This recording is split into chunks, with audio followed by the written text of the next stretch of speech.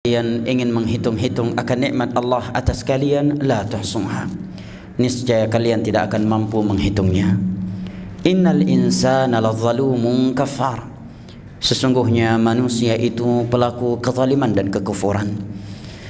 Alhamdulillah, berkat nikmat kesehatan dan kesempatan serta hidayah taufik dari Allah Jalla wa Ala, sehingga pada kesempatan kali ini kita dapat bertemu dan berjumpa kembali di program kajian online kita ini yang insya-Allah taala akan membahas kitab yang ditulis oleh Syekh Al-Allamah Profesor Guru Besar Masjid Nabi sallallahu alaihi wasallam di kota Madinah, Syekh Abdul Razak bin Abdul Muhsin Al-Badar hafizahullah taala.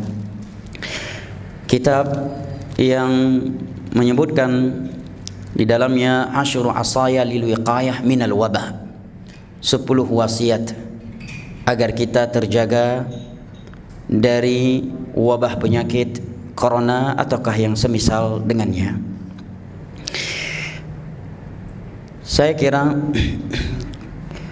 untuk menyingkat waktu, saya tidak lagi memberikan muqaddimah atau catatan-catatan sebelum masuk kepada kitab, karena insya-Allah taala sebagaimana yang saya inginkan, insya-Allah kitab ini kita selesaikan pada satu pertemuan hari ini sampai jam 11 atau 11.30 insya-Allah taala.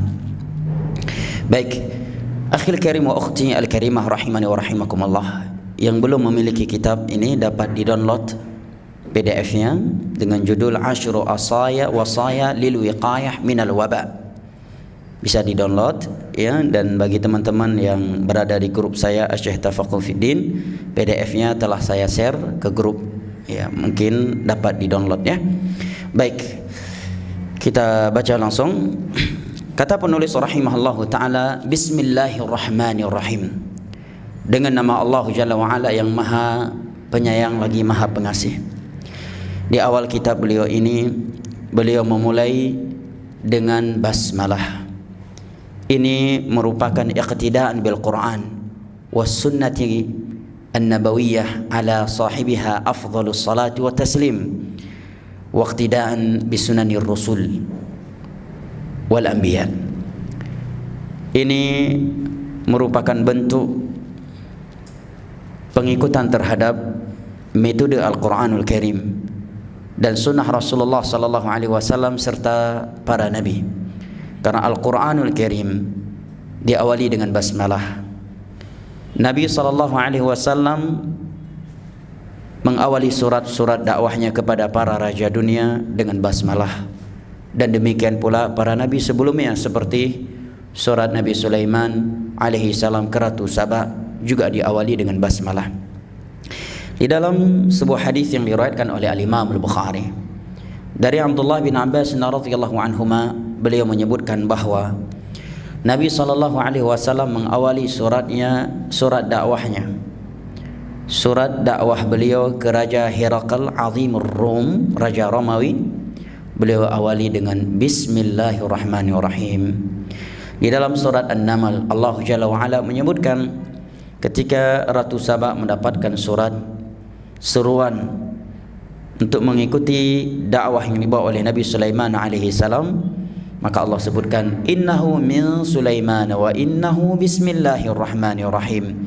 Sesungguhnya surat tersebut dari Sulaiman dan sesungguhnya surat tersebut dengan nama Allah yang Maha Penyayang lagi Maha Pengasih. Dan di dalam beberapa hadis Nabi sallallahu alaihi wasallam bersabda, kullu amrin dzibalin la yubtada'u bihi aw la yubtada'u bi bismillah fahuwa amrun aqta' aw afdha' aw abtar. Setiap perkara yang mulia tetapi tidak diawali dengan nama Allah, maka putus berkahnya. Hadis ini secara sanadnya adalah hadis yang dhaif. Bahkan Syekh Albani menyatakan wala taghtar biman hassanah. Jangan engkau tertipu dengan orang yang menghasankan sanad hadis ini. Akan tetapi makna hadis ini sahih karena sesuai dengan keumuman ayat-ayat Al-Quranul Karim dan hadis-hadis Nabi sallallahu alaihi wasallam dan nama Allah Jalla wa Ala serta sifat-sifatnya adalah sumber keberkahan. Maka seyogyanya bagi seorang muslim dan muslimah ketika menulis sebuah tulisan yang bermanfaat agar ia mengawalinya dengan basmalah. Kemudian kata Syekh, muqaddimah, pendahuluan. Alhamdulillahi yujibul muttarra idza da'a. Segala puji bagi Allah Jalla wa Ala yang selalu mengkabulkan doa hambanya yang sedang berada di dalam suatu kegentingan. Wa yughithul malhuf idza nadah, yang selalu memenuhi panggilan hambanya yang sedang berada di dalam kesempitan. Wa yakshifus su, yang selalu mengangkat kejelekan. Wa yufarrish al-kurbat, dan dialah yang melapangkan kesempitan-kesempitan yang menimpa hambanya. La tahyal qulubu illa bidzikrih, sungguh hati ini tidak akan hidup kecuali dengan mengingatnya. Hal ini sebagaimana yang Allah Jalla wa Ala firmankan di dalam beberapa ayat Al-Quranul Karim. Di antaranya Allah berfirman dalam surat Al-A'raf, awaman kana mayitan فأحييناه وجعلنا له نورا يمشي به في الناس كمن مثله في الظلمات ليس بخارج منها.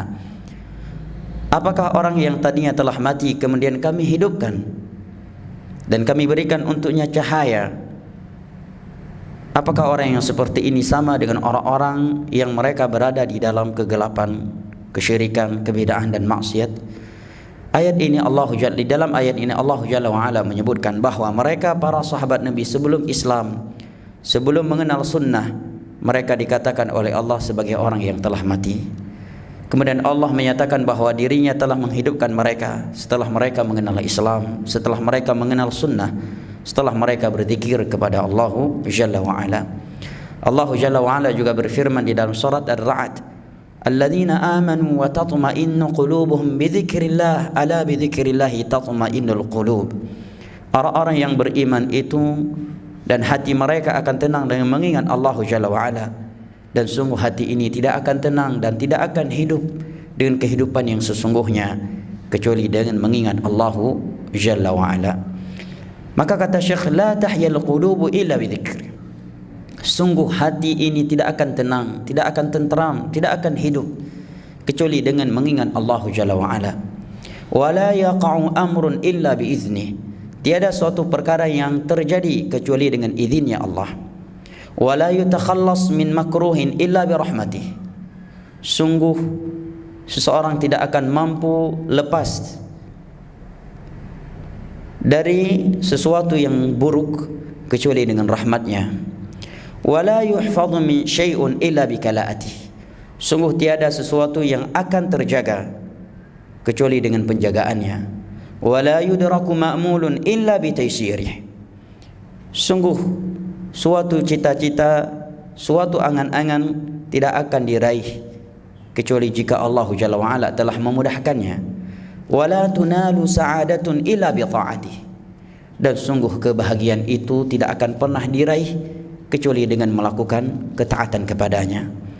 Allah Jalla wa Ala berfirman di dalam surat Al-Ahzab, wa man yuti'illaha wa rasulahu faqad faza fawzan 'azima, dan barang siapa yang senantiasa bertakwa, yang senantiasa taat kepada Allah dan Rasulnya, maka sungguh ialah orang yang telah memperoleh kesuksesan yang sesungguhnya.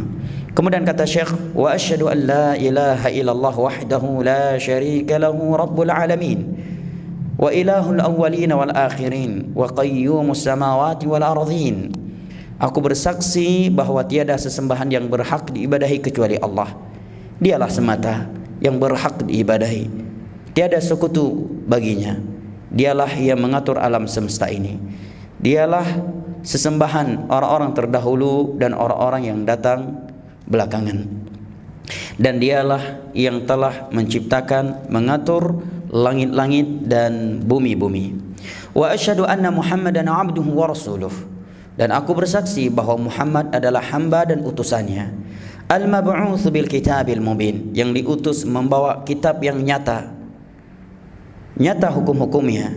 jelas petunjuk yang ada di dalamnya, wasiratil qawim, dan yang membawa, menyuruh, menuntun umat manusia ini kepada jalan yang lurus.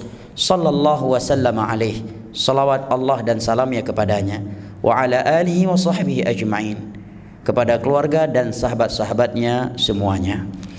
Dalam muqaddimah ini dapat kita simpulkan Syekh rahimahullahu ta'ala wa hafizah memuji Allah Jalla wa Ala dengan menyebutkan beberapa sifat atau perbuatan Allah Jalla wa Ala, bahwa Allah Jalla wa Ala akan senantiasa mengabulkan doa hambanya yang sedang terjepit,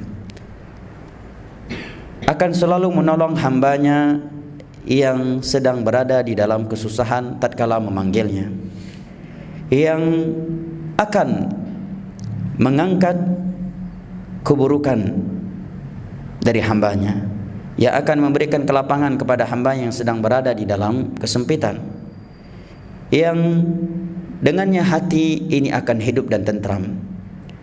Tiada suatu perkara yang akan terjadi kecuali dengan izinnya. Tiada yang mampu selamat dari suatu kejelekan kecuali dengan rahmatnya. Tiada sesuatu yang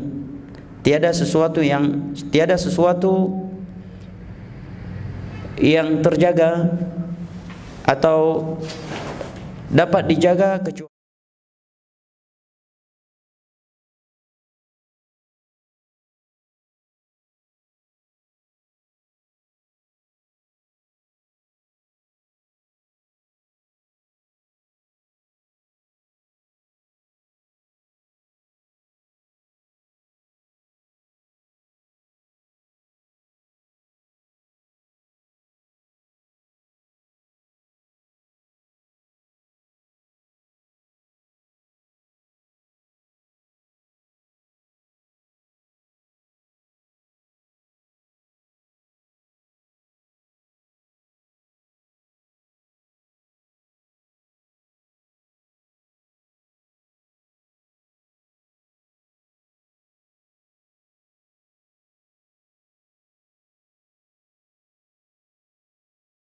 yang wajib ditaati perintah-perintahnya dan dijauhi larangan-larangannya. Beliau diutus oleh Allah Jalla wa Ala membawa Al-Quranul Karim yang nyata hukum-hukum, petunjuk dan arahan yang ada di dalamnya. Dan beliau diutus untuk membawa dan menuntun umat manusia ini kepada jalan yang lurus.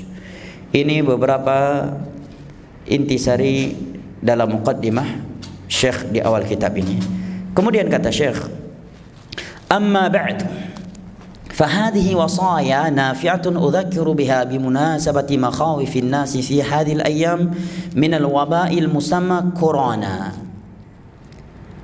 Berikut ini beberapa wasiat yang bermanfaat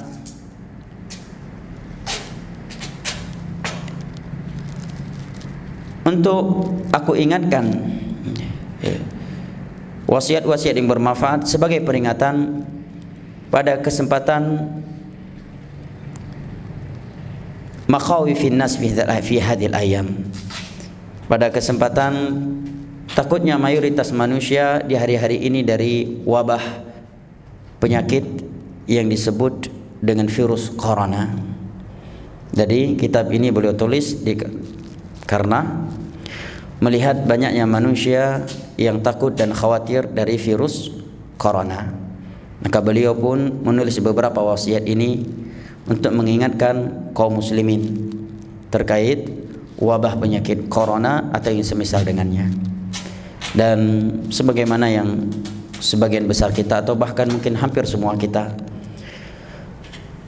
sebagaimana yang kita baca atau kita lihat di beberapa video tentang virus corona ini, sungguh mengerikan dan menakutkan, di mana sebagian orang yang terinfeksi atau terkena virus corona ini ada yang sedang berdiri tiba-tiba jatuh mati. Ini bahasa kita.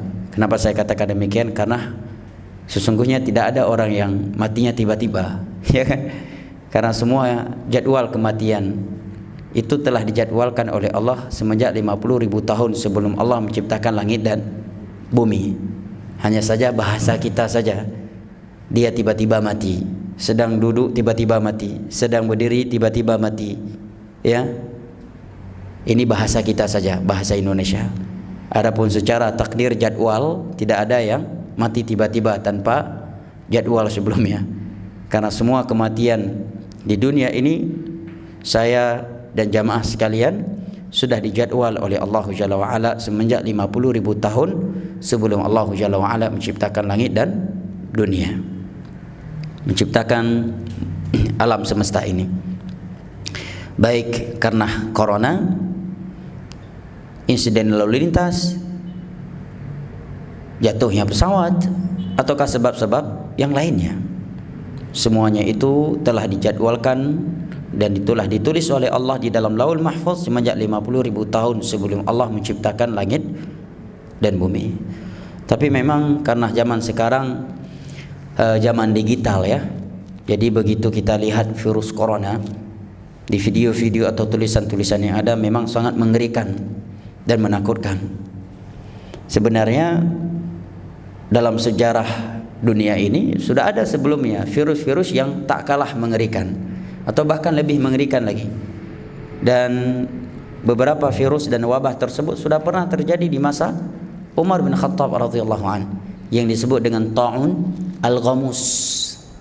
Ta'un al-ghamus, virus wabah penyakit yang disebut dengan ghamus, wabah virus ghamus. Sekian kaum muslimin meninggal dunia karena virus ghamus tersebut. Di antara mereka adalah ulama sahabat Nabi yang bernama Muadz bin Jabal.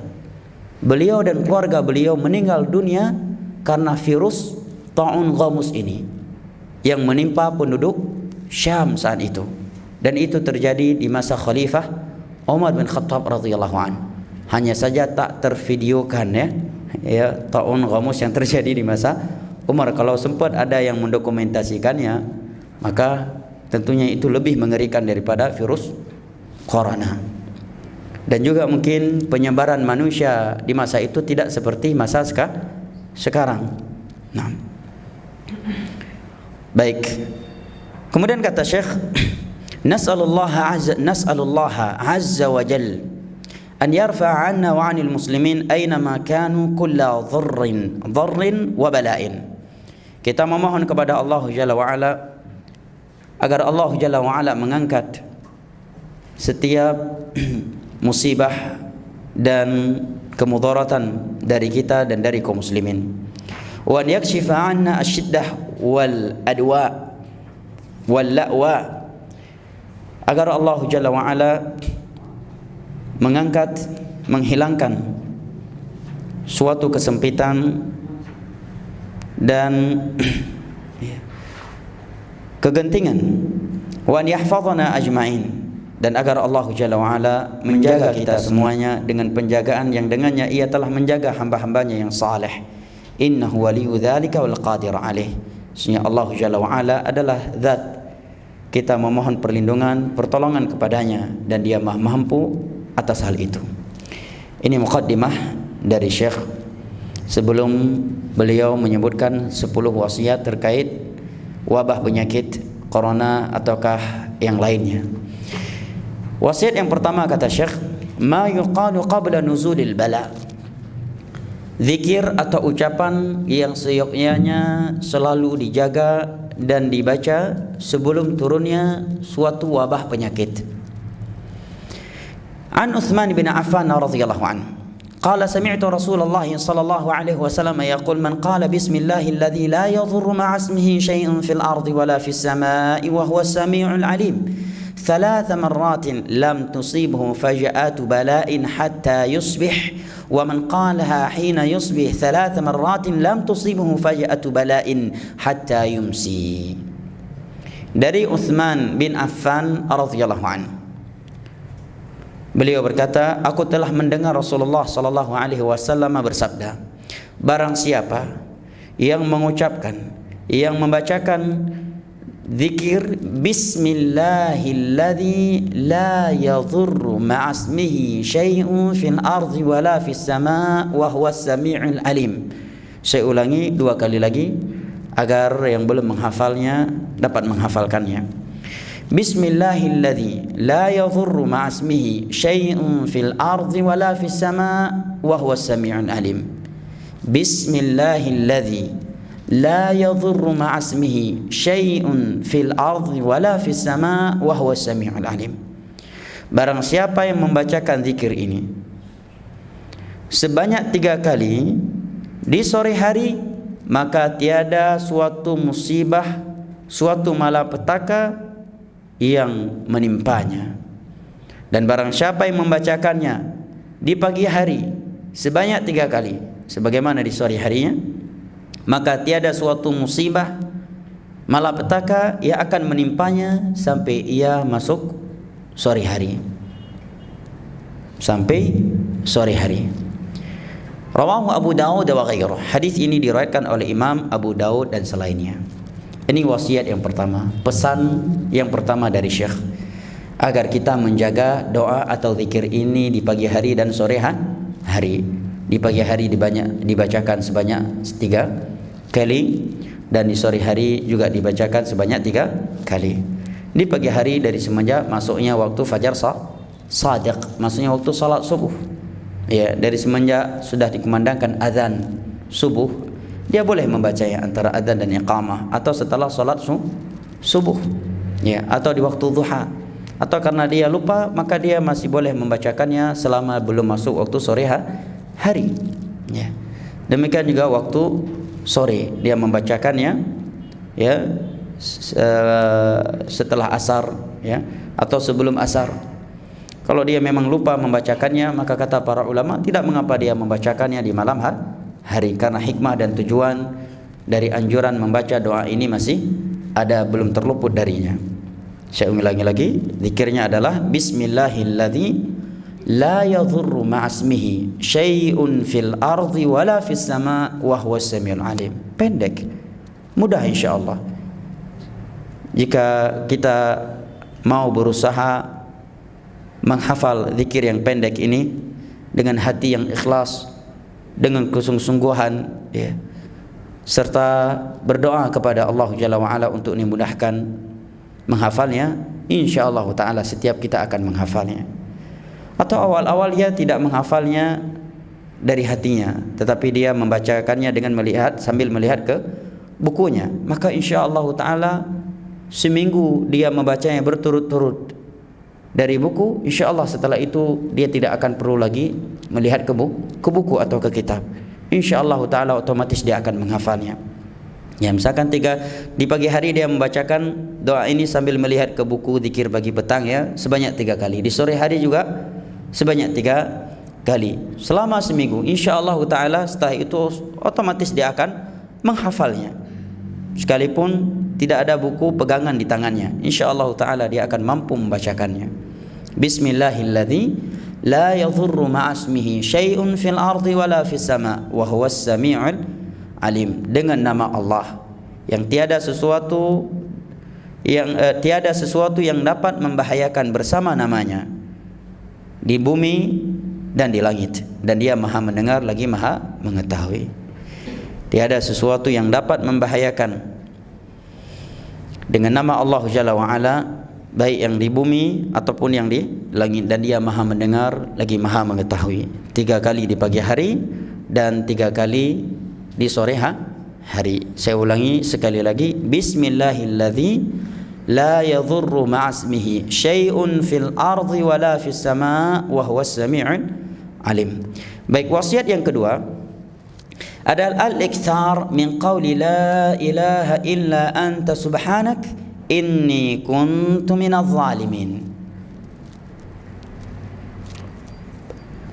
Banyak-banyak membaca, sering-sering membaca ucapan la ilaha illa anta subhanak inni kuntu minadh zalimin. Ini wasiat yang kedua, agar kita sering dan memperbanyak membaca zikir ini. La ilaha illa anta subhanak inni kuntu minadh zalimin. Tiada sesembahan yang berhak diibadahi kecuali Engkau, ya Allah. Maha suci Engkau dari segala kejelekan, dari segala kekurangan. Sesungguhnya aku adalah hamba-Mu yang banyak melakukan kezaliman. Apa dalil yang menerangkan kepada kita anjuran memperbanyak membaca zikir yang agung ini? Dalil yang pertama adalah firman Allah Jalla wa Ala dalam surat Al-Anbiya ayat ke-88. Di sana Allah menyebutkan dengan firman-Nya, "Wa dhannuni idh dhahaba mughadiban فظن أن لن نقدر عليه فنادى في الظلمات أن لا إله إلا أنت سبحانك إني كنت من الظالمين فاستجبنا له ونجيناه من الغم وكذلك ننجي المؤمنين." Dan ingatlah Nabi Yunus alaihi salam tatkala dia pergi dalam keadaan marah. Dia yakin bahwa kami tidak akan menyempitkan kondisinya, maka dia pun memanggil Allah Jalla wa Ala dalam kegelapan yang amat parah. Kegelapan apa? Laut dan kegelapan ikan. Beliau jatuh ke laut, dijatuhkan ke laut, kemudian diterkam oleh ikan besar. Faltaqamul hutu wa huwa mulim. Diterkam oleh ikan yang amat besar dan beliau berada di dalam perut ikan sekian lama. Sudah di dalam laut, ya, lebih lagi di dalam, tambah lagi kegelapan dalam perut ikan. Tetapi beliau, kata Allah, fadhanna allan naqdira alaih. Beliau tetap yakin bahwa kami tidak akan menyusahkan dia, kami tidak akan mencelakakan ia. Dia tetap yakin bahwa kami tidak akan menyempitkan kehidupannya. Maka dia pun beranjak dari keyakinan tersebut, dia pun memanggil kami, memanggil Allah Jalla wa Ala dalam kegelapan tersebut dan mengucapkan la ilaha illa anta subhanak. Tiada sesembahan yang berhak diibadahi kecuali Engkau ya Allah, subhanak. Maha suci Engkau dari kezaliman, maha suci Engkau dari keburukan, maha suci Engkau dari segala kejelekan. Inni kuntu minadh zalimin, sesungguhnya aku adalah dari orang-orang, dari hambamu yang banyak melakukan kezaliman. Nabi Yunus alaihissalam dalam kondisi yang seperti ini, beliau justru memuji Allah Jalla wa Ala. Beliau justru yakin bahwa Allah tidak akan membahayakan beliau, bahwa Allah tidak akan mencelakakan beliau. Beranjak dari itu, beliau pun memuji Allah Jalla wa Ala dengan mengucapkan la ilaha illa anta subhanak inni kuntu minadh zalimin. Maka kata Allah, fastajabna lahu wa najainahu minal gham. Maka kami pun memenuhi permohonannya tersebut dan kami pun menyelamatkan ia dari kegelisahan tersebut. Allah keluarkan beliau dari laut dan perut ikan tersebut setelah sekian lama beliau berada di dalamnya. Yes. Tentang berapa lamanya beliau di dalam perut ikan tersebut Allah sebutkan di dalam surat As-Saffat. Wa kadzalika nunjil mu'minin. Dan rupanya pertolongan Allah Jalla wa Ala yang seperti ini tidak hanya untuk Nabi Yunus semata, tetapi kata Allah, wa kadzalika nunjil mu'minin, dan demikianlah kami juga akan menyelamatkan orang-orang yang mukmin. Mari kita simak ucapan Al-Imam Ibnu Katsir terkait ayat ini. Di dalam tafsir beliau pada ayat ini, ketika beliau menerangkan wa kadzalika nunjil mu'minin, dan demikianlah, Allah menyatakan dan demikianlah setelah Allah menyebutkan pujian Nabi Yunus alaihi salam kepadanya di ayat sebelumnya. Maka kata Imam Ibnu Katsir, ai idza kanu fi syadaid wa da'auna munibina ilaina wa la siyama idza da'u bi hadha ad-du'a fi halil bala. Maksudnya Allah akan menyelamatkan mereka apabila mereka berada di dalam kegentingan dan mereka mau berdoa kepada Allah dengan penuh penyerahan diri kepada Allah, dan terlebih lagi mereka menggunakan doa ini. Apa itu? La ilaha illa anta subhanak inni kuntu minadh zalimin fi halil bala. Di saat mereka mendapatkan musibah, maka wa kadzalika nunjil mu'minin, maka pasti kami akan menyelamatkan orang-orang yang beriman. Sungguh tiada sulitnya ketika kita berada di dalam suatu kegentingan, tersesat di dalam hutan. Atau pesawat yang kita tumpangi salah satu sayapnya sudah patah, atau sedang mengalami turbulen. Apa sulitnya kita mengucapkan la ilaha illa anta subhanak inni kuntu minadh dhalimin? Atau pesawat yang kita tumpangi jatuh ke laut dan kita belum mati, berada di tengah-tengah laut. Jangan lupa ucapan Nabi Yunus ini, pujian Nabi Yunus ini, yang karena pujian ini beliau dikeluarkan oleh Allah dari kegelapan laut dan kegelapan perut ikan yang beliau sudah berada sekian lama di dalamnya. La ilaha illa anta subhanak inni kuntu minadh dhalimin. Kemudian kata Syekh, "Tsumma awrada haditsan 'anin Nabiy sallallahu alaihi wasallam." Kemudian Al-Imam Ibnu Katsir menyebutkan sebuah hadis Nabi sallallahu alaihi wasallam, bahwa Nabi sallallahu alaihi wasallam bersabda, "Da'watu Dhinnun idz da'a biha wa huwa fi batnil hut. La ilaha illa anta subhanak inni kuntu minadh dhalimin. Lam yad'u biha rajulun fi syai'in qat illa istajaba Allahu lah." Doa yang dipanjatkan oleh Nabi Yunus kepada Allah tatkala ia berada di dalam perut ikan. Hud itu ikan yang amat besar, yang seringkali diterjemahkan dengan ikan apa? Ikan paus, ya. Al-muhim hud itu samakun kabir, ya, ikan yang besar.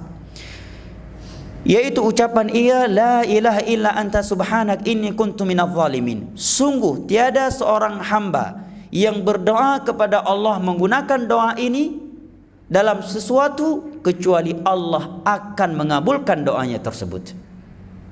Masya Allah, ya. Makanya para ulama menyebutkan bahwa di antara pujian yang seyogyanya dan bagus untuk kita jadikan sebagai muqaddimah, pendahuluan doa kita kepada Allah, karena di antara adab doa kita dianjurkan untuk banyak memuji Allah Jalla wa'ala sebelum memohon dan meminta kepadanya sesuatu. Para ulama menyebutkan merupakan pujian dan sanjungan serta pengagungan yang amat sempurna dan yang amat mencakup kepada Allah adalah ucapan yang mulia ini, la ilaha illa anta subhanak inni kuntu minadh dhalimin. Kata Nabi, ini adalah doa yang dipanjatkan oleh Nabi Yunus alaihi salam kepada Allah di saat beliau berada di dalam perut ikan di tengah-tengah laut. Maka kata Nabi, tidaklah ada seorang hamba memanjatkan doanya kepada Allah dengan doa ini dalam suatu perkara, mungkin karena dia sedang jatuh ke dalam laut juga, tersesat di jalan, ya, atau berada sedang diuji dengan kemiskinan, atau ya, insiden lalu lintas, atau pesawat yang dia tumpangi jatuh, ya, ke tengah-tengah hutan, jatuh ke tengah-tengah laut dan dia masih hidup, ataukah sesuatu lainnya. Apabila dia berdoa kepada Allah menggunakan doa ini, illa stajaballahu lah, pasti Allah akan kabulkan doanya. Selama dia tidak melakukan sesuatu yang dapat menghalangi doa itu dikabulkan oleh Allah Jalla wa'ala tentunya. Akhrajahu al-Imam Ahmad wa Tirmidzi. Hadis ini diriwayatkan oleh Imam Ahmad dan al-Imam At-Tirmidzi. Qala al-'Allamah Ibnu al-Qayyim rahimahullahu taala fil Fawaid. Al-Imam Ibnu al-Qayyim rahimahullah menyebutkan di dalam kitabnya Al-Fawaid.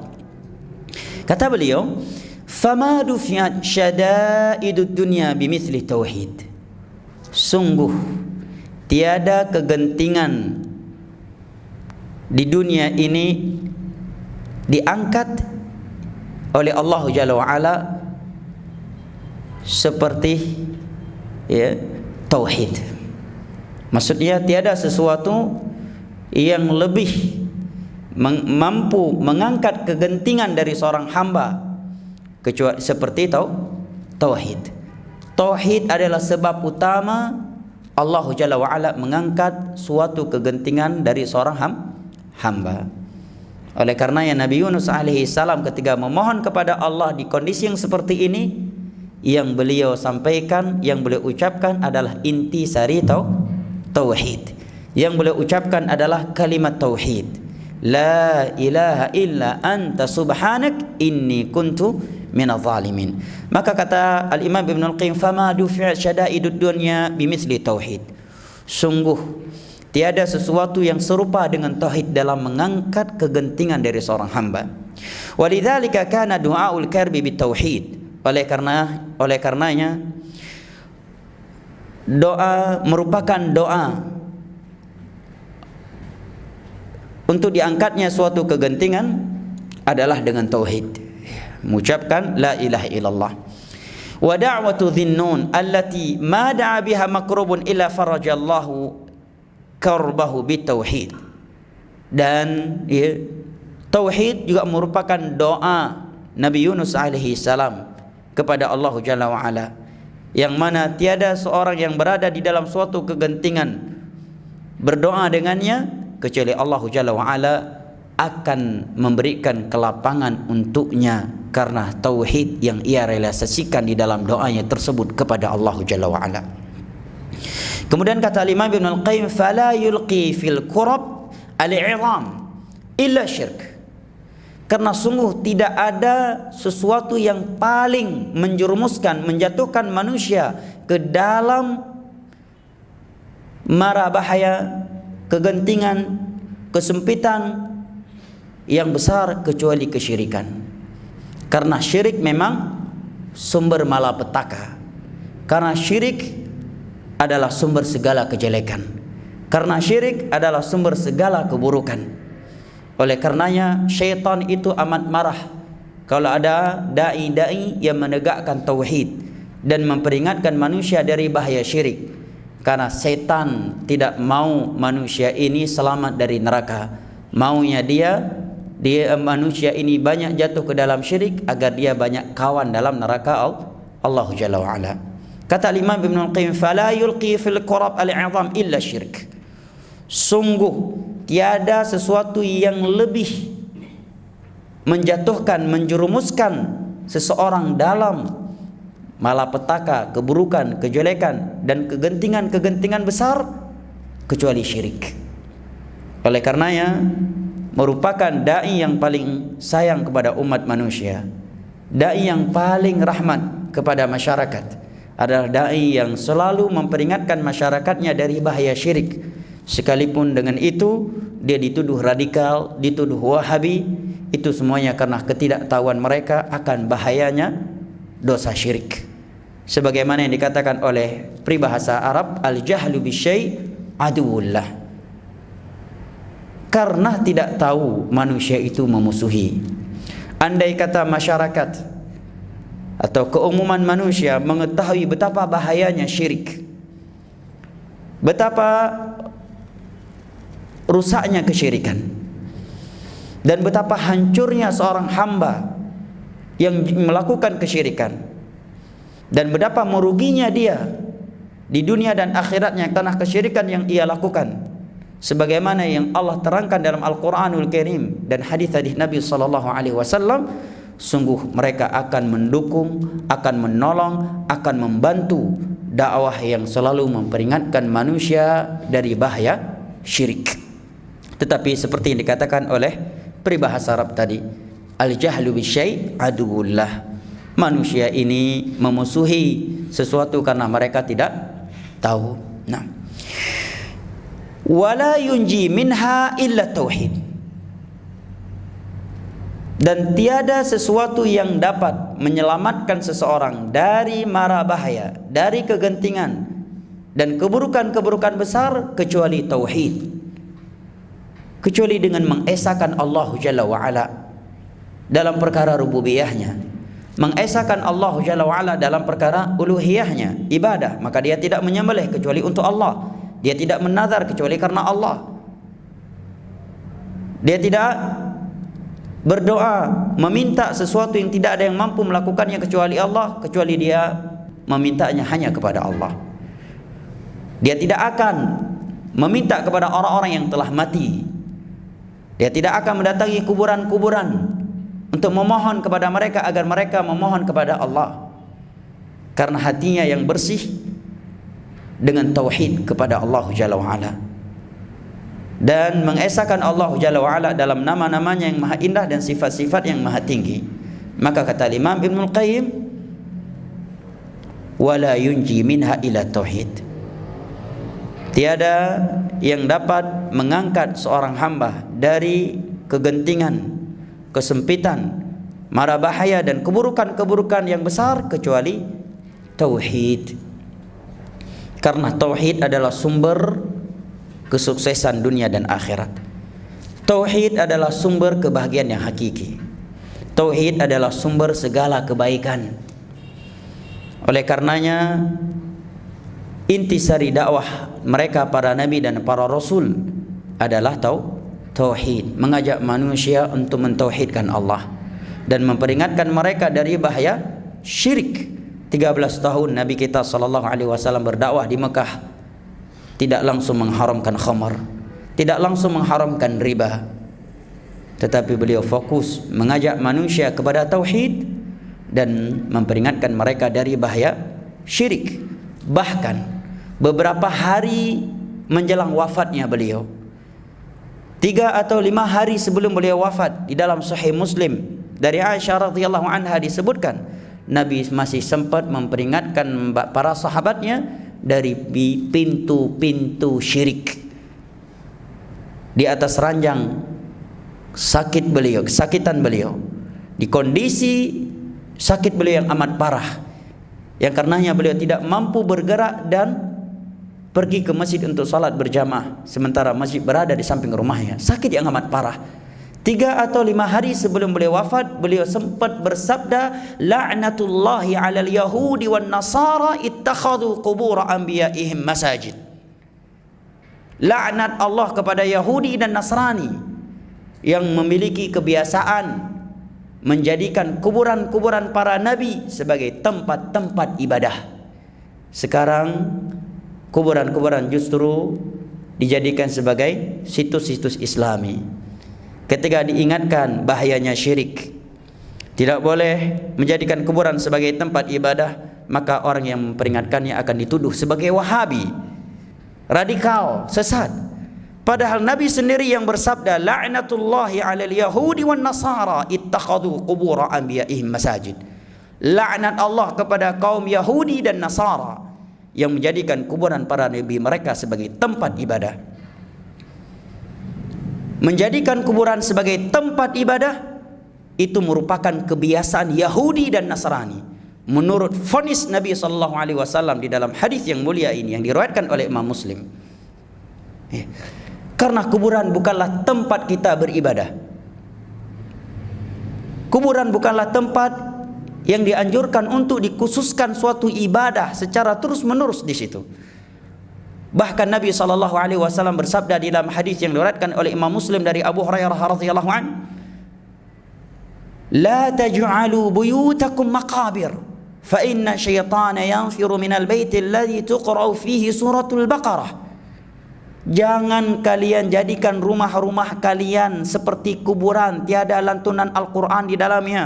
Karena sesungguhnya syaitan itu lari dari sebuah rumah yang dibacakan Al-Quran di dalamnya, dibacakan surat Al-Baqarah di dalamnya. Hadis ini amat jelas menegaskan dan menerangkan kepada kita bahwa kuburan bukanlah tempat membacakan Al-Quran. Oleh karenanya Nabi menyatakan, jangan kalian jadikan rumah kalian seperti kuburan tanpa lantunan Al-Quran. Karena syaitan itu lari dari sebuah rumah yang dibacakan di dalamnya Al-Quran, surat Al-Baqarah. Nabi ketika datang ke pemakaman, yang beliau ucapkan adalah, Assalamualaikum ahlad diyar wa inna insya'allahu bikum lahiqun. Sekalipun mungkin awal-awalnya dia tidak langsung jatuh ke syirik, sekedar menjadikan kuburan sebagai tempat ibadah tanpa memohon meminta sesuatu kepada yang ada di dalam kuburan. Tapi dengan dia mengkhususkan suatu ibadah di kuburan, itu sudah merupakan budaya Yahudi dan Nasrani yang dilarang oleh Nabi, yang Nabi vonis 3 hari atau 5 hari sebelum beliau wafat di dalam hadis di atas tadi. Apalagi kalau sudah menganggap anjuran beribadah secara khusus di kuburan, maka dengan itu dia telah jatuh ke dalam bid'ah, mengada-adakan suatu ritual ibadah tanpa dalil dari Al-Quranul Karim dan hadis-hadis Nabi SAW dengan pemahaman para sahabat Nabi. Lebih parah lagi kalau dia menganggap berdoa atau beribadah di samping kuburan akan lebih berkah. Ini akan menjerumuskan seorang ke dalam syirik kecil. Dan lebih buruk dari itu, menjadikan orang yang berada di dalam kuburan sebagai perantara antara dia dengan Allah di dalam berdoa atau ibadah. Yang itu merupakan syiriknya Abu Lahab CS yang Allah sebutkan dalam surat Yunus dan surat Az-Zumar di ayat ketiga. Mereka menyatakan, ma na'buduhum illa liqarribuna ilallahi zulfa. Kami tidak menyembah mereka, wahai Muhammad.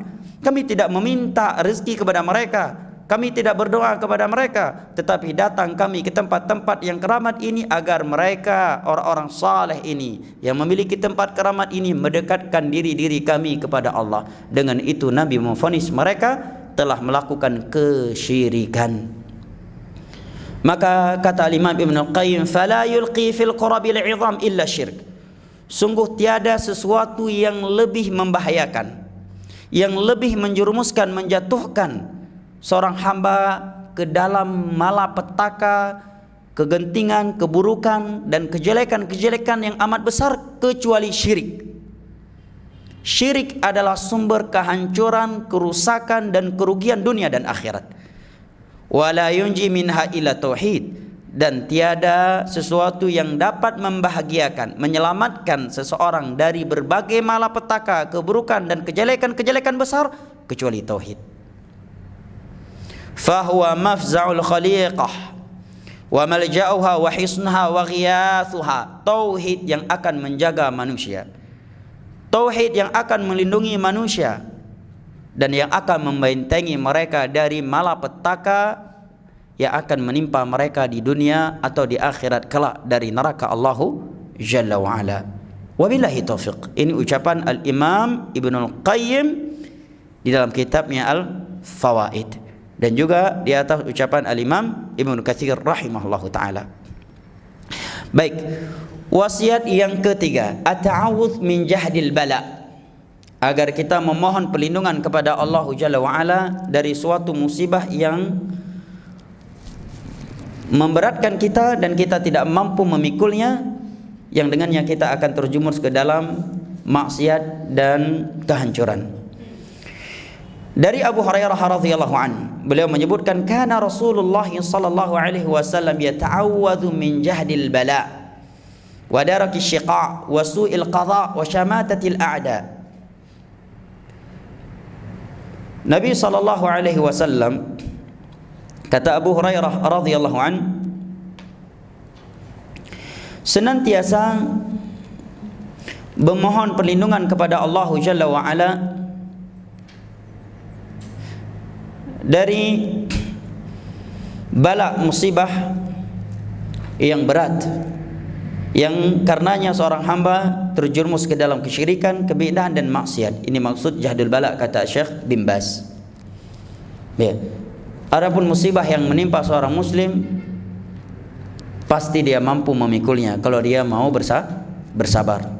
Karena tiada suatu musibah yang Allah timpakan kepada manusia dan tidak mampu ia pikul. Karena Allah berfirman, la yukallifullahu nafsan illa usaha. Allah tidak akan membebani suatu jiwa kecuali sesuai dengan kemampuannya. Hanya saja terkadang karena lemahnya iman kita, kita terkadang tidak mampu memikul, menerima suatu musibah, sehingga sebab musibah tersebut terkadang sebagian orang jatuh ke dalam syirik, ke dalam bid'ah atau ke dalam maksiat. Maka hendaknya kita berlindung kepada Allah Jalla wa Ala, jangan sampai jatuh ke dalam maksiat, mendapatkan musibah yang seperti ini.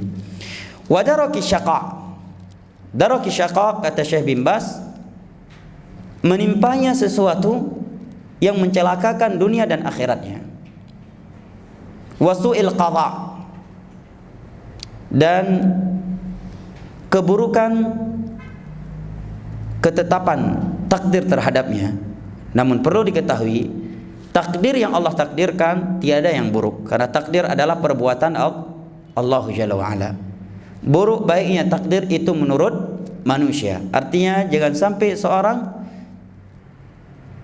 ditimpa sesuatu yang karena sesuatu tersebut dia jatuh ke dalam kejelekan. Maksud kejelekan di sini kata Syekh bin Baz sama seperti kalimat-kalimat sebelumnya, yang karenanya dia jatuh kepada syirik, bid'ah atau maksiat. Wa syamatatil a'da. Syamatatil a'da maknanya farhatul a'da. Dan jangan sampai dia tertimpa suatu perkara yang membuat musuh bahagia dan senang serta gembira atasnya. Nabi berlindung kepada Allah dari hal ini. Oleh karenanya Abu Hurairah radhiyallahu anhu juga menyebutkan dari Nabi sallallahu alaihi wasallam sebagaimana yang diriwayatkan oleh Imam Al-Bukhari pula, Nabi bersabda, ta'awwadhu billah min jahdil bala wa darakis syiqa wa su'il qadha wa syamatatil a'da. Hendaknya kalian memohon perlindungan kepada Allah dari musibah yang bisa menyebabkan kalian jatuh kepada syirik, jatuh kepada bid'ah atau maksiat.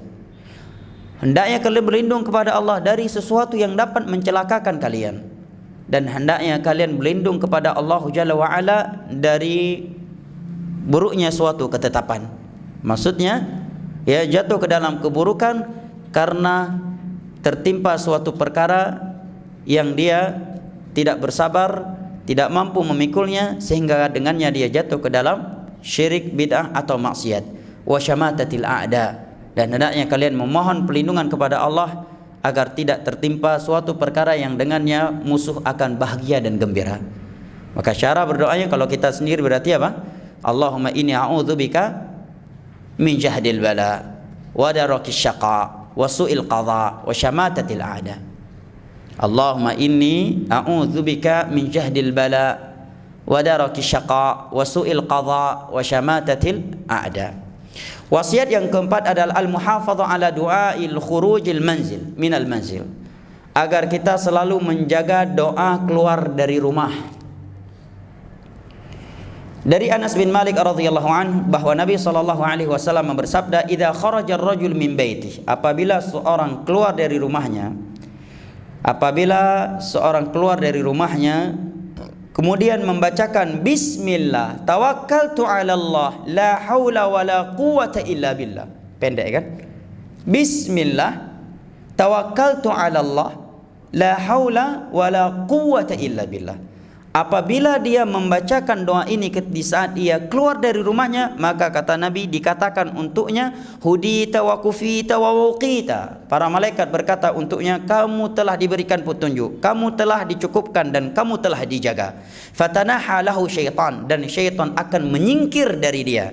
Fayaqulu lahu syaitanun akhar, dan syaitan fatanaha lahu syayatin. Maka tatkala syaitan datang mendekatinya, maka syaitan yang lain akan berkata kepada syaitan yang mulai mendekatinya tersebut, kaifalaka bi rajulin qad hudiya wa kufiya wa uqiya.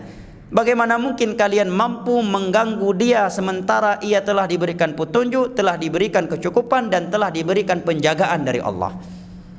Ini ucapan syaitan kepada CS-nya yang akan mengganggu, yang mulai mendekat kepada seorang hamba yang telah membacakan bismillah tawakkaltu 'ala Allah la haula wala quwwata illa billah ketika dia keluar dari rumahnya. Masya Allah. Apa susahnya kita ketika keluar dari rumah mengucapkan doa yang seperti ini? Mari kita biasakan. Maka kalau sudah menjadi kebiasaan, insyaallah taala kita akan mudah menjaganya, dan insyaallah taala tidak akan terluput darinya. Nah, wasiat yang kelima adalah su'alullahil afiyah inda sabahi wal masa, agar kita memohon keselamatan dunia dan akhirat kepada Allah di waktu pagi dan di sore hari. Dari Abdullah bin Umar radhiyallahu anhuma, beliau menyatakan, lam yakun Rasulullah sallallahu alaihi wasallam lam yada' haula'i da'awat hina yusbih hina yumsi. Dulu Nabi itu sallallahu alaihi wasallam tidak pernah meninggalkan beberapa doa berikut ini di waktu pagi dan di sore hari. Apa itu? Allahumma inni as'alukal afiyah fid dunya wal akhirah. Allahumma inni as'alukal afwa wal afiyah fi dini wa dunyaya wa ahli wa mali. Allahumma astur awrati wa amin rawati. Allahumma ihfazni min baini yadayya wa min khalfi wa an yamini wa an shimali wa min fawqi wa a'udzu bi'azamatika an uqtala min tahti. Ya Allah, aku memohon kepadamu keselamatan dunia dan akhirat. Ya Allah, aku memohon kepadamu pemaafan darimu. Wal afiyah, aku juga memohon kepadamu keselamatan terhadap agamaku dan duniaku, keluarga dan hartaku. Ya. Kembali Nabi mengulanginya, menunjukkan pentingnya al-afiyah. Allahumma astur aurati, ya Allah, tutuplah kekuranganku. Apakah maksiat yang kita lakukan dan kita telah bertobat serta menyesalinya? Memohonlah kepada Allah agar Allah menutupinya, agar Allah tidak menyingkapnya. Karena kalau Allah yang sudah menutupinya, maka tiada satupun manusia yang mampu menyingkapnya. Tiada di antara mereka yang mampu menyebarkannya. Allah mahfaz, Allah mastur aurati, ya Allah, tutuplah auratku, kekuranganku, kekhilafahanku. Wa amin rawati, ya Allah, berikanlah keamanan, ketentraman di hatiku, agar aku tidak terpuruk dengan rasa takut. Allah mahfazni min baini yadayya, ya Allah, jagalah diriku dari depanku, wa min khalfi, dari belakangku, wa an yamini, dari kananku, dan dari kiriku, serta dari atasku. Wa a'udzu bi'azamatika an ughtala min tahti, dan aku memohon perlindungan kepadamu dengan keagunganmu, agar aku tidak disambar dari bawahku. Yang dimaksud aku tidak disambar dari bawahku, kata para ulama, adalah yaji'ani al-bala' min haitsu la ash'ur, datang musibah dari sisi yang ia tidak menyadarinya. Mana yang kedua, kata sebagian ulama yang lainnya, al-khasaf, tidak ditelan oleh bumi. Ini maksud doa agar aku tidak disambar dari bawahku. Ini dua penjelasan di kalangan ulama. Nah, kata Abdullah bin Umar, hadis ini diriwayatkan oleh Imam Ahmad dan selain beliau, ini adalah doa yang tidak pernah Nabi tinggalkan di pagi hari dan di sore hari. Jangan sampai bagi kita doa ini justru doa yang enggak pernah kita bacakan di pagi hari dan di sore hari, sementara kita selalu mengaku cinta Nabi SAW.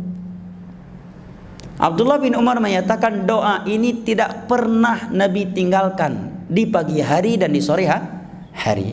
Saya ulangi lagi sebanyak 2 kali lagi, atau 3 kali, agar dapat dihafal ya. Allahumma inni as'aluka al-afiyah fid dunya wal akhirah. Allahumma inni as'aluka al-afwa wal afiyah fi dini wa dunyaya wa ahli wa mali. Allahumma astur aurati wa amin rawati. Allahumma ihfazni min baini yadayya wa min khalfi wa an yamini wa an shimali wa min fawqi. Wa a'udzu bi'azamatika min an ughtala min tahti. Saya ulangi lagi 2 kali lagi. Allahumma inni as'aluka al-afiyah fid dunya wal akhirah. Allahumma inni as'aluka al-afwa wal afiyah fi dini wa dunyaya wa ahli wa mali. Allahumma astur aurati wa amin rawati. Allahumma ihfazni min baini yadayya wa min khalfi wa an yamini wa an shimali wa min fawqi. Wa a'udzu bi'azamatika an ughtala min tahti. Allahumma inni as'aluka al-afiyah fid dunya wal akhirah. Allahumma inni as'aluka al-afwa wal afiyah fi dini wa dunyaya wa ahli wa mali. Allahumma astur aurati wa amin rawati. Allahumma ihfazni min baini yadayya wa min khalfi wa an yamini wa an shimali wa min fawqi. Wa a'udzu bi'azamatika min an ughtala min tahti. Wasiat yang keenam adalah kathratud du'a, adalah memperbanyak doa.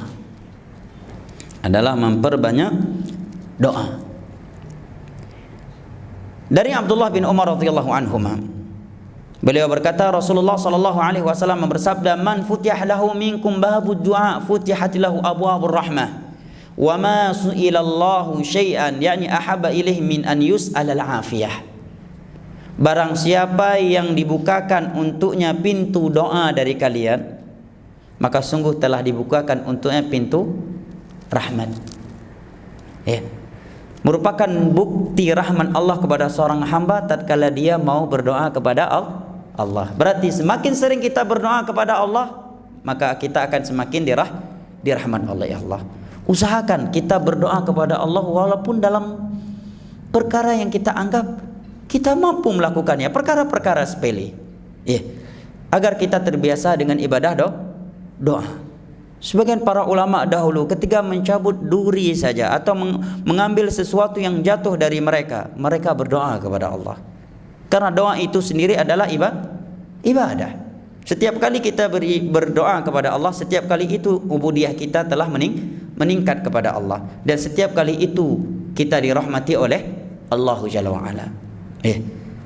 Doa keluar rumah, atau sambil bawa sepeda motor, astagfirullah, atau sambil jalan ke masjid, sambil pulang ke masjid, sambil naik kendaraan, sambil pergi ke kampus, atau di kampus sambil nulis, sambil nunggu dosen masuk. Apa salahnya kita berdoa kepada Allah? Allahumma inni as'aluka ilman nafi'an wa rizqan thayyiban wa amalan mutaqabbala, Rabbana atina fid dunya, atau keumuman doa. Kata Nabi, barang siapa yang dibukakan pintu doa untuknya, maka sungguh telah dibukakan untuknya pintu-pintu rahmat. Dan sungguh tiada sesuatu yang lebih dicintai oleh Allah untuk diminta kepadanya daripada al-afiyah. Maksudnya Allah sangat cinta, sangat senang kepada hambanya yang memohon al-afiyah kepadanya.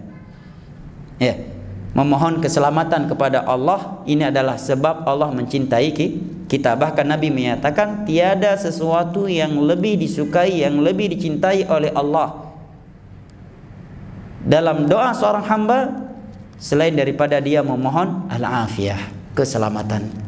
Artinya memohon keselamatan terhadap dunia dan akhirat kepada Allah, ini adalah sesuatu yang amat dicintai oleh Allah Jalla wa Ala.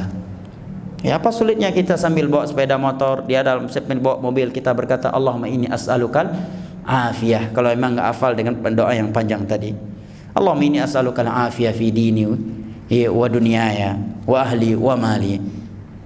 Wa qala Rasulullah sallallahu alaihi wasallam, dan Nabi sallallahu alaihi wasallam bersabda, inna du'a yanfa'u mimma nazal wa mimma lam yanzil. Doa itu akan memberikan manfaat, baik dari perkara yang telah turun atau dari perkara yang belum Allah turunkan. Doa itu tetap bermanfaat. Fa'alaikum ibadallah bidu'a, maka hendaknya kalian banyak berdoa wahai hamba-hamba Allah. Hadis ini dan di atas diriwayatkan oleh Al-Imam At-Tirmidzi dan selainnya. Dikatakan oleh imam atau sahabat yang mulia Abu Darda radhiyallahu anhu, sebagaimana yang disebutkan oleh Imam Ahmad dalam kitabnya Az-Zuhud dan selainnya, Abu Darda menyatakan jiddu bid-du'a, hendaknya kalian sering-sering berdoa, bersungguh-sungguh dalam berdoa. Fa inna man aktsara qara'al bab yushiku an yuftahlah, karena orang yang sering mengetok pintu amat mungkin, amat dekat untuk dibukakan pintu untuknya. Maksudnya apa? Semakin sering kita berdoa kepada Allah, maka akan semakin sering Allah kabulkan permohonan kita. Beliau juga menyatakan, ud'ullah fi yaumi sara'ika la'allahu yastajibu laka fi yaumi dara'ika. Tetaplah engkau berdoa kepada Allah di hari senangmu, di hari kebahagiaanmu, agar Allah Jalla wa Ala mengabulkan permohonan engkau tersebut di suatu hari yang engkau sedang berada di dalam kesempitan, kesusahan. Kita seringkali kan lupa berdoa kepada Allah kalau sedang senang, ya kan? Dan seringnya kita mulai berdoa kepada Allah kalau sedang dapat kesusahan, sedang kalah proyek, sedang nggak dapat tender, itu sering berdoa. Begitu menang tender lupa berdoa kepada Allah. Sedang sehat lupa berdoa kepada Allah. Begitu sakit langsung berdoa kepada Allah. Nah, kata Abu Darda, adab seorang hamba kepada Allah tidak demikian. Dia tetap memperbanyak doa walaupun dia sedang senang, walaupun yang dia minta sesuatu yang mungkin dia belum membutuhkannya, di saat itu dia tidak memilikinya, tetap minta saja kepada Allah agar sesuatu yang kamu minta tersebut dan dia sudah ada di tanganmu, nanti akan Allah memberikannya kepadamu di saat engkau membutuhkannya dan dia sedang tidak ada bersamamu. Ya, tetap berdoa kepada Allah, tetap meminta kepada Allah walaupun engkau sedang berada di dalam kemudahan, kelapangan, agar Allah memberikannya untukmu di saat engkau berada di dalam kesempitan. Wasiat yang ketujuh, kata Syekh, tawaqqi al-mawadhi' allati fiha al-waba, agar kita menjauhi tempat-tempat yang telah tersebar wabah penyakit di dalamnya. Nah, usahakan ya tempat-tempat keramaian untuk dijauhi semaksimal mungkin. Ya, apalagi ya sering duduk di tempat keramaian tanpa kebutuhan yang penting, hanya sekadar nongkrong, ya, hanya sekadar nongkrong yang tidak bermanfaat, ya, hendaknya dijauhi di masa atau suatu tempat yang telah diketahui virus telah menyebar di tempat tersebut. Apa dalilnya? Dari Abdullah bin Amir radhiyallahu anhu, beliau menyebutkan anna Umar radhiyallahu anhu kharaja ila Syam. Suatu ketika Umar keluar ke Syam, pergi ke Syam dari Madinah. Falamma balagha bi Sargha, begitu beliau sampai di suatu tempat yang bernama Saragh, balaghahu anna al-waba' qad waqa'a bi Syam. Sampai berita kepada beliau bahwa di Syam sedang terjadi wabah penyakit, sedang tersebar virus penyakit, yaitu ta'un ghamus. Dan itu nama virusnya ghamus, yang mengakibatkan banyak kaum muslimin mati. Di antara kaum muslimin yang meninggal saat itu adalah ulama'nya sahabat Nabi yang bernama Muadz bin Jabal. Beliau salah satu dari 3 ulama sahabat yang dikirim oleh Nabi untuk berdakwah ke negeri Yaman di masa Nabi SAW. Beliau bersama keluarganya meninggal dunia karena virus ghamus. Nah, begitu beliau sampai di tempat tersebut, datanglah berita kepada beliau bahwa di Syam sedang tersebar virus penyakit, ya, atau wabah penyakit. Maka Abdurrahman bin Auf yang bersama Umar saat itu, beliau pun menyampaikan bahwa Nabi SAW, wahai Umar, pernah bersabda, "Idza sami'tum bihi bi ardin fala taqdamu alaih." Apakah bila kalian mendengar suatu wabah penyakit telah menimpa suatu daerah, maka jangan masuk ke daerah itu, jangan pergi ke daerah tersebut.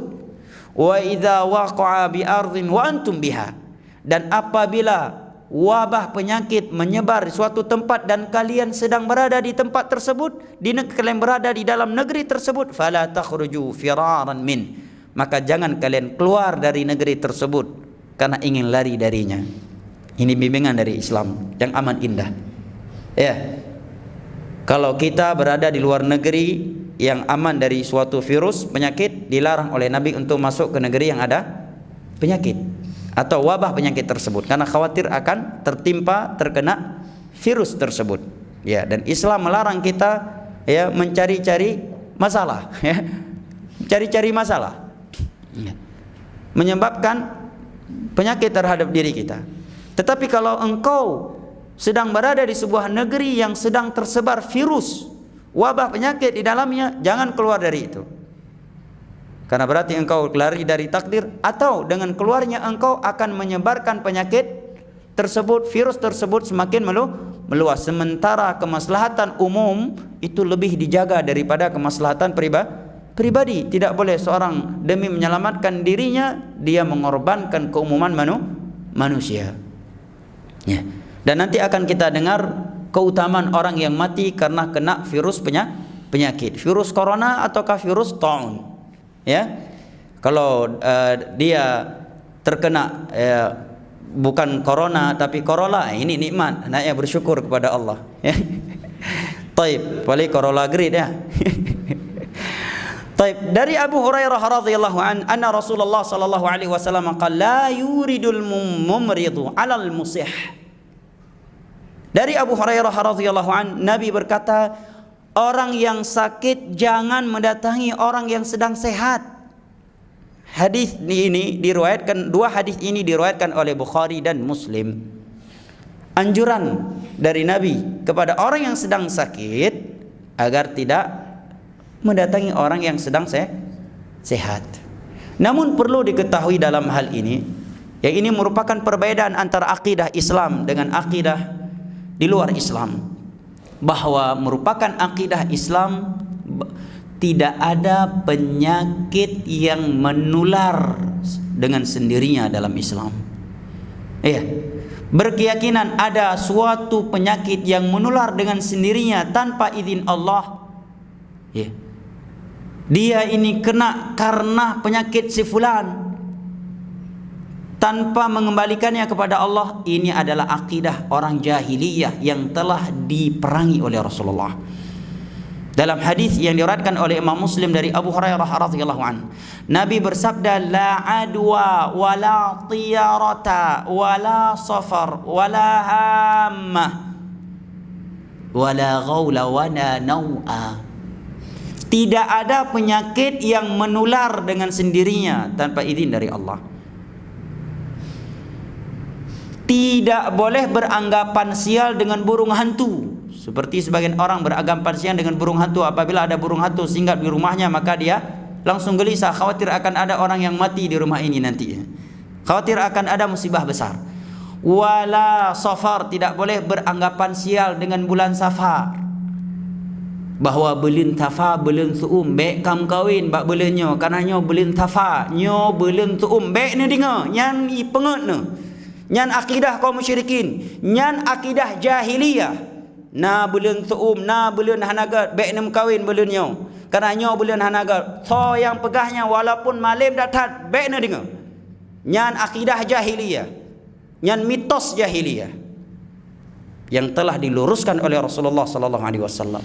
Beranggapan ada bulan baik, ada bulan tidak baik, ada bulan panas, ada bulan tidak bagus untuk menikah di dalamnya. Yang menikah di dalam rumah tangga tidak ada, tidak akan bahagia. Itu akidah hoax.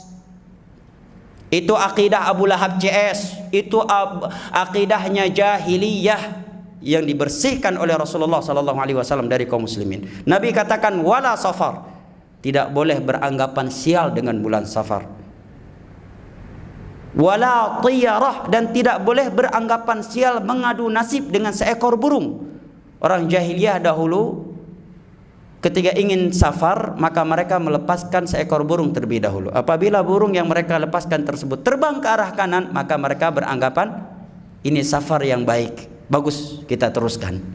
Tapi kalau burung yang mereka lepaskan tersebut terbang ke arah kiri, maka mereka langsung beranggapan sial. Atau makna yang kedua kata para ulama, beranggapan sial mengadu nasib dengan suara burung. Seperti sebagian orang beranggapan sial dengan suara burung elang di saat turun hujan rintik-rintik. Miona klung imusu tinggal turun hujan bacut, yang berarti akan naur mati penempatnya. Nyan akidah Abu Lahab, nyan akidah jahiliyah. Baik ni dengar, so yang pegahnya walaupun pegahnya orang malim, baik ni dengar, nyan hoax, nyan akidah jahiliyah. Itu akidah jahiliyah, itu mitos, itu khurafat. Nabi katakan wala tiyarah, tidak boleh beranggapan sial dengan seekor burung. Syahidnya di awal hadis Nabi menyatakan la adwa, tidak ada penyakit yang menular dengan sendirinya. Karena kalau dikatakan ada penyakit yang menular, baik, kalau misalkan kita ambil dari Z ya, si Z kena penyakit karena si ya Y. Baik, si Y kena penyakit karena siapa? Sampai nanti ke si B misalkan. Baik, si B kena penyakit karena siapa? Karena si A. Si A kena siapa? Ya kan? Ini secara logika. Secara hadis Nabi juga menerangkan la adwa, tidak ada yang namanya penyakit yang menular, enggak ada di dalam Islam. Kalaupun ada suatu penyakit yang sama pada seseorang, bukan karena itu terjadi semata-mata karena itu adalah penyakit yang menular, tetapi karena Allah yang telah mengizinkannya. Akan tetapi kata para ulama, Allah menjadikan sebab tertularnya penyakit Allah menjadikan sebab tertularnya penyakit dengan bergaulnya seorang yang sehat dengan orang yang sedang sakit. Itu sebab tertularnya penyakit. Tetapi itu bisa jadi terjadi dan bisa juga tidak terjadi. Ya. Oleh karenanya dalam sebuah riwayat para ulama menyebutkan bahwa Nabi SAW pernah makan sepiring atau senampan dengan orang yang berpenyakit kusta. Sementara dalam hadis yang lainnya Nabi sendiri bersabda, "Firra minal majzumi firaraka minal asad."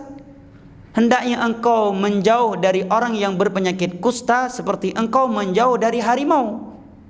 Tetapi beliau sendiri pernah makan sepiring atau senampan bareng dengan orang yang penyakit kusta.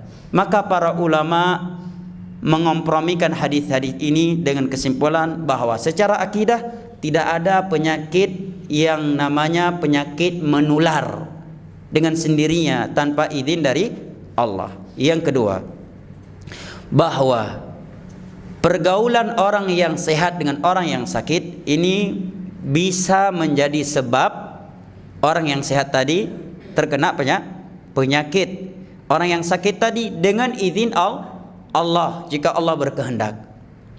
Yang ketiga, apabila seorang terkena suatu penyakit yang sama dengan saudaranya dan dia bergaul dengannya, maka bukan karena itu penyakit yang menular dengan sendirinya, tetapi karena Allah yang telah berkehendak dan mengizinkannya. Oleh karenanya Nabi sendiri yang berkata, hendaknya engkau menjauh dari orang yang berpenyakit kusta seperti engkau menjauh dari harimau.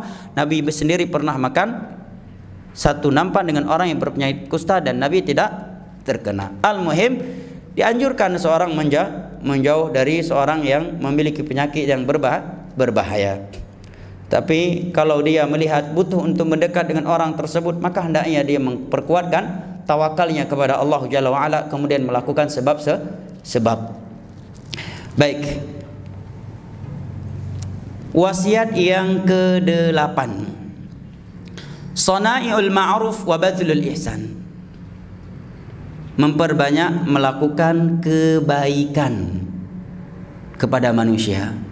Karena ini merupakan sebab Allah menyembuhkan penyakit kita atau menyelamatkan kita dari suatu kejelekan.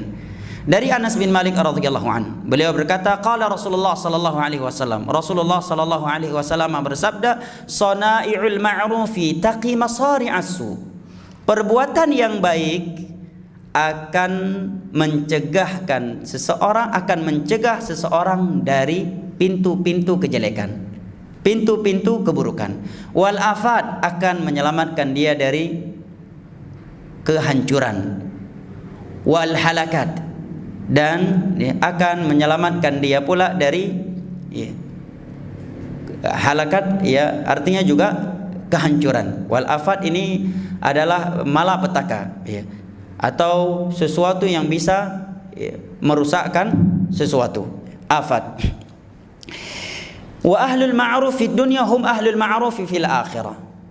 Orang yang melakukan kebaikan di dunia ini adalah mereka orang yang dikenal dengan kebaikan di akhirat pula. Jadi kalau seorang di dunia ini dia dikenal dengan kebaikan, karena suka memberi sedekah, memberi makan, memberi minum, memberi salam kepada seorang, maka di akhirat nanti Allah juga akan memperkenalkan dia kepada manusia, kepada penduduk syurga, atau kepada manusia di padang mahsyar, bahwa ini adalah orang yang suka berbuat baik kepada manusia ketika di dunia. Sekalipun ketika dia berbuat kebaikan di dunia tersebut tiada yang mengetahui kecuali satu atau dua orang. Di akhirat nanti semua orang akan tahu bahwa dia adalah orang yang suka berbuat baik kepada manusia ketika di dunia. Hadis ini diriwayatkan oleh Imam Hakim. Kata Imam Ibnul Qayyim, wa min a'zami ilajatil marad, merupakan sebab yang amat besar sembuhnya suatu penyakit adalah fi'lul khairi wal ihsan wal dzikri wad du'a wat tadarru wal ibtihadi ila Allah wat taubah, adalah melakukan kebaikan, berbuat baik kepada manusia, memperbanyak zikir. Utama sembuhnya suatu penyakit. Wa li hadhil umur ta'thirun fi daf'il ilal. Perkara-perkara ini akan memberi pengaruh yang amat besar untuk mengangkat penyakit-penyakit yang ada. Wa husulis syifa, dan akan menjadi sebab turunnya kesembuhan kepada orang yang sedang sakit. A'zam minal adwiyah at-tabi'iyah, ini lebih manfaat daripada obat-obat yang dilakukan oleh atau yang dibeli, yang diminum oleh seorang yang sedang sakit. Beliau bukan sedang menerangkan tidak perlu minum obat.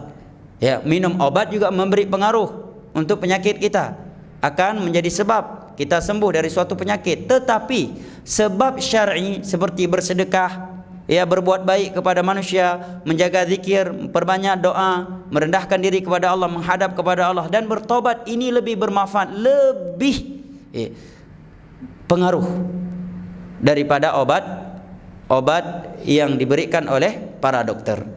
Kemudian kata Syekh, walakin bihasbi isti'dadin nafs wa qubuliha wa aqidatiha fi dzalika wa naf'i. Akan tapi itu semuanya sesuai dengan kondisi jiwa seseorang. Ya. Bagaimana dia menerima obat-obat tersebut. Artinya obat-obat yang diberikan oleh dokter dunia kepada kita itu akan bermanfaat sesuai dengan kondisi tubuh kita. Obat yang diberikan, misalkan obat yang diberikan oleh dokter tepat obatnya, tapi tubuh kita nggak cocok dengan obat itu, maka juga tidak akan bermanfaat. Wa qubuliha, dan juga sesuai dengan jiwa dia menerima ataukah tidak obat tersebut. Wa aqidatiha, dan bagaimana akidahnya dia, keyakinan dia ketika meminum obat. Fi dzalika wa naf'i, manfaat tidaknya obat yang diberikan oleh dokter berkaitan dengan ini. Tapi kalau yang di atas tadi pasti bermanfaat. Ya, pasti bermanfaat dunia akhirat. Apabila dia sakit, maka dia dia pun memperbanyak kebaikan kepada manusia, bersedekah, memberi makan, memberi minum, ya, membantu orang yang sedang susah, memperbanyak zikir, berdoa, merendahkan dirinya kepada Allah, menghadap kepada Allah dan bertobat, ini pasti akan memberi manfaat untuknya. Akan mengangkat sakitnya, akan menyembuhkan kesakitannya, dan akan memberikan kebaikan untuk dunia dan akhiratnya. Wasiat yang ke-9, qiyamul lail, menjaga salat malam.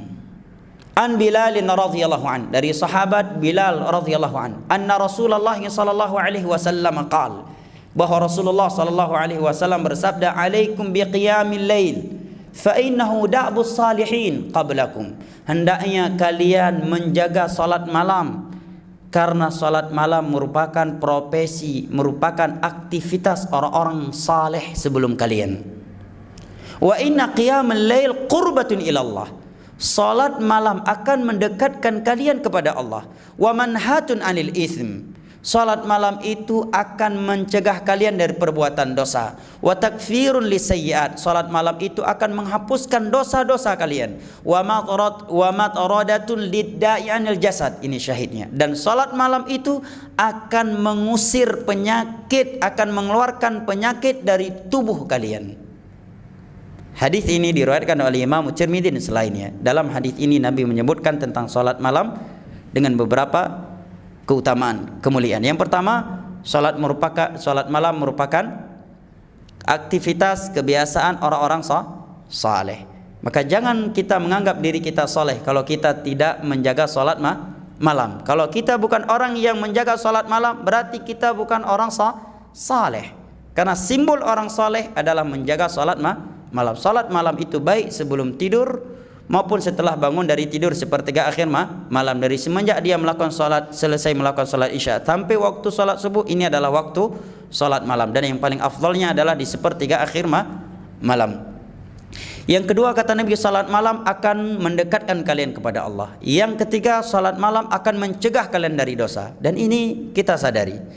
Tidaklah kita bermudah-mudahan dengan dosa dan mudah jatuh ke dalamnya di siang hari, melainkan karena di malam hari kita tidak menjaga salat tahajud. Dan tidaklah kita menjaga salat malam, salat tahajud, salat witir di malam hari, melainkan di siang hari kita semangat beribadah kepada Allah dan terjauhkan dari maksiat. Yang keempat, Nabi sebutkan bahwa salat malam itu akan menghapuskan dosa. Ya, maksudnya ini adalah dosa-dosa kecil, karena dosa-dosa besar dalam hadis-hadis lainnya Nabi menyebutkan harus adanya taubat.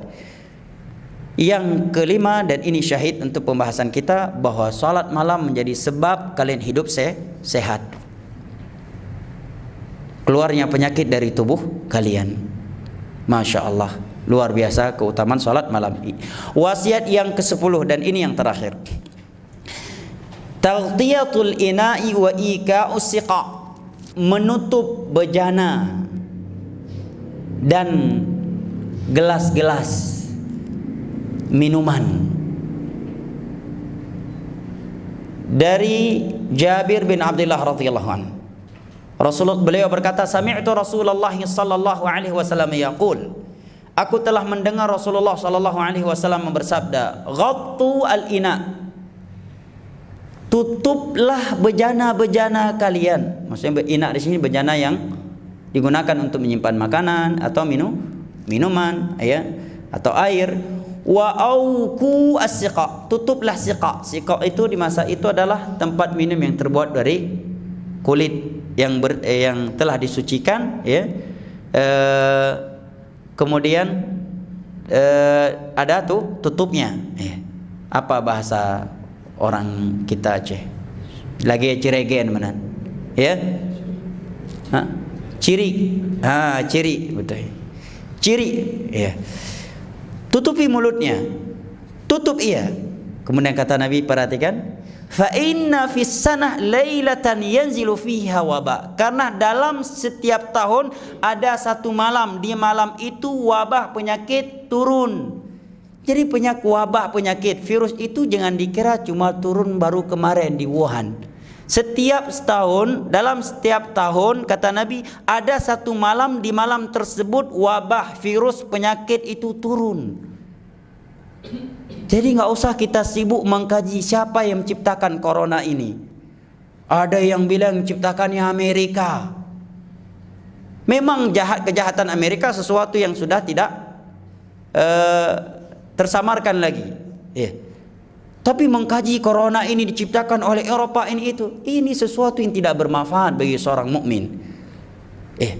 Lepas dari itu Nabi menyatakan dalam satu tahun ada satu malam, di malam itu virus turun, virus penyakit, wabah penyakit turun. La yamurru bina'in laisa alaihi ghita' aw siqa laisa alaihi wika'un illa nazala fihi min dzalikal wabah. Dan virus penyakit yang turun di malam itu akan mampir di setiap bejana atau gelas yang tidak tertutup. Makanya di antara penjagaan Islam terhadap kesehatan kita, ketika kita mau tidur malam, gelas-gelas bejana-bejana yang akan kita pakai lagi di pagi hari agar kita tutup. Makanya kalau antum nyisakan gelas di atas meja dalam keadaan terbuka, ya, kemudian bangun pagi hari, jangan pakai lagi gelas itu, ya. Kalau di malamnya dia tidak tertutup, ya. Apalagi dalam gelas tersebut ada airnya, ada makanannya. Nabi katakan dalam setahun ada satu malam, di malam itu turun wabah penyakit, virus.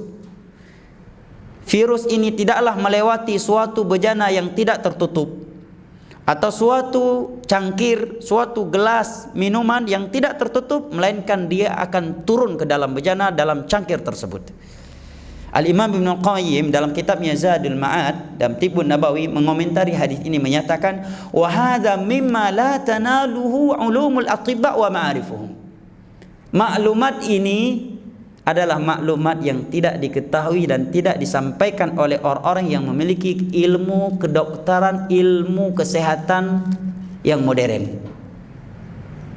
Sebelum ada dunia kedokteran, dunia medis, dunia kimia, Nabi kita sudah berkata demikian. Kemudian yang terakhir, Syekh memberi nasihat kepada kita agar kita menyerahkan segala urusan kita kepada Allah Jalla wa'ala. Karena terkadang ketika seorang melihat video-video yang menerangkan betapa ngerinya virus corona itu dan yang semisal dengannya, terkadang sampai membuat seorang nggak bisa tidur siang, ya, nggak bisa tidur malam, ya, nggak berani berpergian untuk suatu kebutuhan yang mengharuskan dia pergi. Maka kata Syekh, ya, saya tutupi dengan sebuah nasihat agar seorang muslim menyerahkan segala urusannya kepada Allah, rajian fadlah, mengharap mengharapkan keutamaannya, ya, menginginkan pemberiannya, selalu bertawakal kepadanya karena seluruh perkara berada di tangannya dan berada di dalam pengaturannya. Wa an yajtahida fi talaqi ma yahilu bihi minal masaibi sabr wal ihtisab, dan hendaknya dia bersabar dan mengharap pahala kepada Allah Jalla wa Ala atas musibah yang menimpanya, karena Allah Jalla wa Ala telah menjanjikan pahala yang amat besar bagi hambanya yang bersabar dan mengharapkan pahala kepadanya atas musibah yang ia rasakan. Allah berfirman dalam surat Az-Zumar, innama yuwaffas sabiruna ajrahum bighairi hisab. Orang-orang yang bersabar akan diberikan pahala tanpa batas. Az-Zumar ayat 10. Dalam hadis yang diriwayatkan oleh Imam Al-Bukhari, Aisyah radhiyallahu anha pernah bertanya kepada Nabi tentang taun. Taun ini wabah penyakit yang mematikan dan menyebar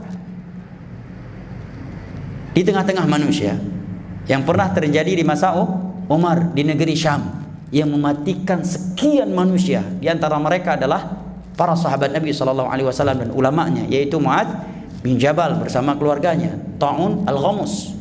Ya, al-muhim taun itu adalah wabah penyakit. Aisyah bertanya kepada Nabi tentang taun ini. Maka Nabi menjawab, innahu kana adzaban yab'athuhu Allah 'ala man yasha.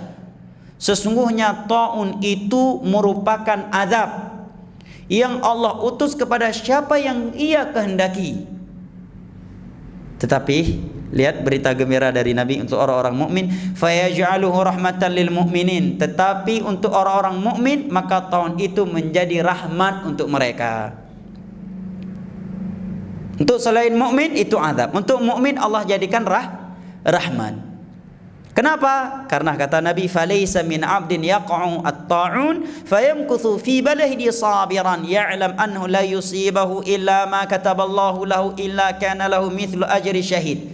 Karena tidaklah ada seorang yang terkena virus penyakit ini, ta'un atau yang semisal dengannya corona, lantas dia tetap sabar di negerinya tersebut dengan penuh keyakinan bahwa tiada sesuatu yang menimpanya kecuali sesuatu itu telah ditulis oleh Allah atasnya, melainkan dia akan mendapatkan pahala orang yang mati syahid.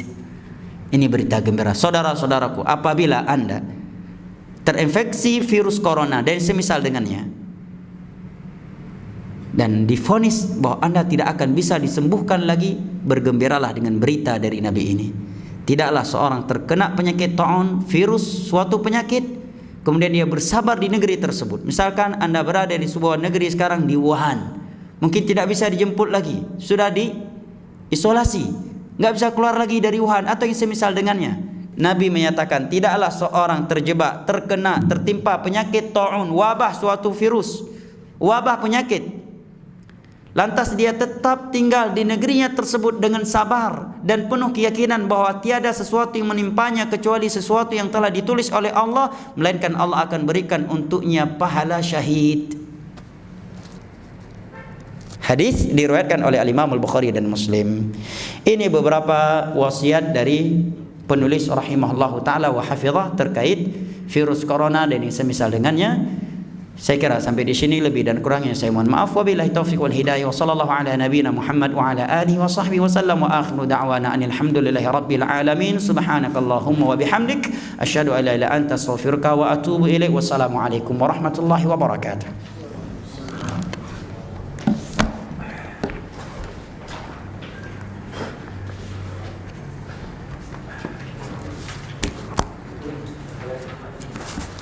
Jemput mana kan?